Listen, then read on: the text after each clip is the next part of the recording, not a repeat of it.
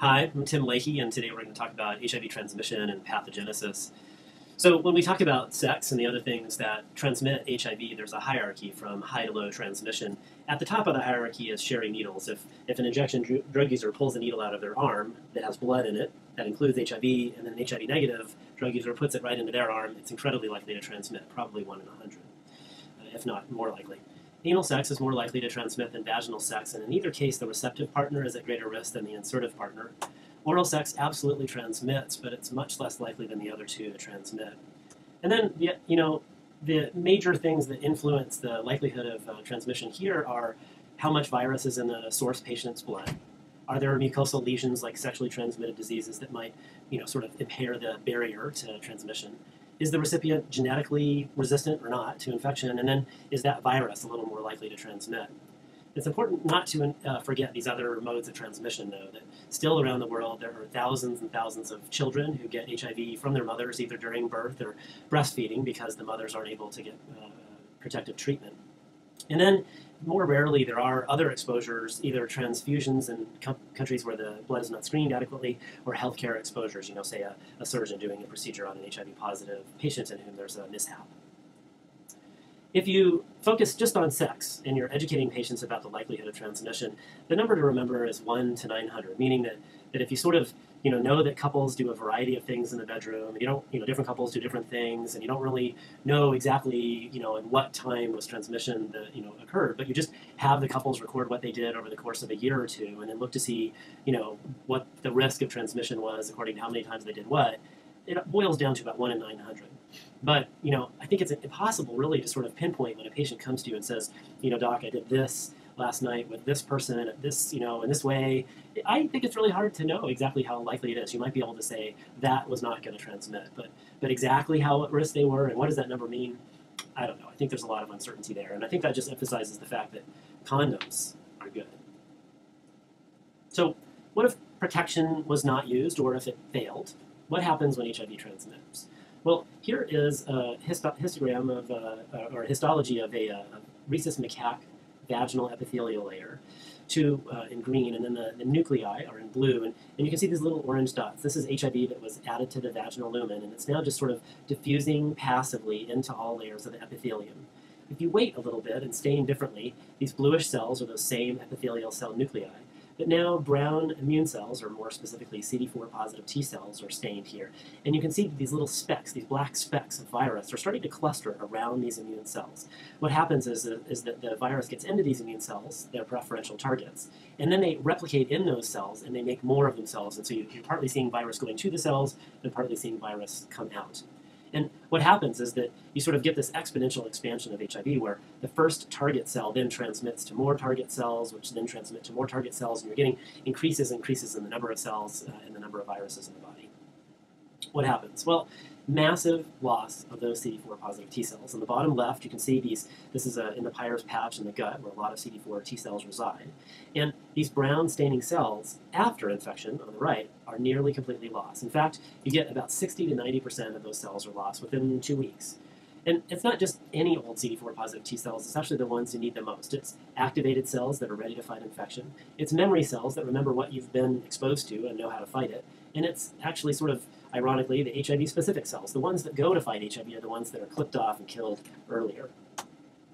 So, a mystery came up early on, which was, really, if you look, maybe 3–5% of CD4 positive T cells are infected. And so why are so many of them destroyed? What process is going on? Well, the answer here is chronic immune activation. And the idea is that HIV sort of breaks a paradigm that's in place for acute infections, not chronic ones like HIV. The idea is that infection is detected, and in order to fight back, immune cells get activated, including T cells. And then those cells are pre-programmed to die so that you don't get an autoimmune process. You're supposed to sort of cure your cold and then get rid of those cells that are making snot so you don't have a snotty nose for the rest of your life. But if infection is uncured, then new cells are recruited, and those cells undergo cell death. And then if the infection's not gone, then new cells go through that process. And so you're just losing cells, recruiting new cells, losing cells, and this process continues. And essentially what the end point of this is that you lose the conductors of the immune system, those CD4 positive helper T cells. This leads to immunological deficiency. So the fight is on. You know, the virus is attacking the immune system is fighting back with cytokines and various other tricks it has up its sleeve. And we'll talk in class about what that feels like clinically to have HIV infection early, knowing that there are some symptoms then, but really for most of HIV, it's asymptomatic. And so how to diagnose it is a trick. But suffice to say that along the way, there's sort of a slow, silent stalking. The immune system is being damaged progressively, even if there are no symptoms. And one major key to this, the fact that that infection is not cured, and the fact that the immune system has to keep on chasing after it, has to do with viral mutability. I've got a picture of a chameleon here.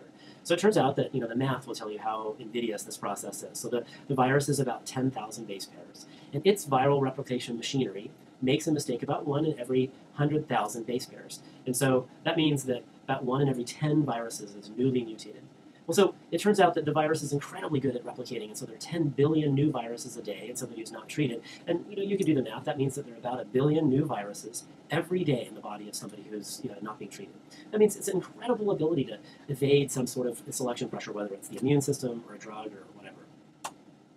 And one way it does this is this process called viral escape. The idea is that this immune cell notices the invader and it says, "I will defend the homeland," and it starts to fight back, and as you know, it targets specific peptide sequences in the virus. But then the virus just mutates itself, and so it's a new monster, and the immune system doesn't know what to do, and mommy has to find some other way. And actually, in fact, the T cells also change what they're targeting to try to fight that new virus, and then you get a new virus that mutates after that, and eventually that incredible mutability of the virus wins out.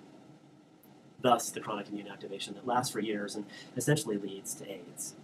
So, HIV transmission happens during things like sex, which we sort of can't stop doing as a human race. It's not hugely likely per sex act, but you might have recognized this as adults, that sex is happening a lot. And after it happens, this sort of malevolent immunopathogenesis occurs, and you get sort of this really disturbing progressive loss of critical cells in the immune system and progressive inability to contain HIV and progressive immunological deficiency. And we'll talk in a different video about what that immunological deficiency looks like clinically. But I don't want to destroy you here. I don't want to ruin your day. So I want you to know that there is hope, and we will talk about the medicines and other ways we have to fight back. So ridiculously simplified, here is the summary. There's about a 1 in 900 per sex act risk, all told, averaging everything, but man, lots of things impact this risk. So I sort of try to focus on prevention through condoms, abstinence, being faithful. But patients want to know, and so it's good to have a number in mind. If infection does happen, CD4 positive T cells are the major targets of infection, and the biggest thing that kills them is apoptosis.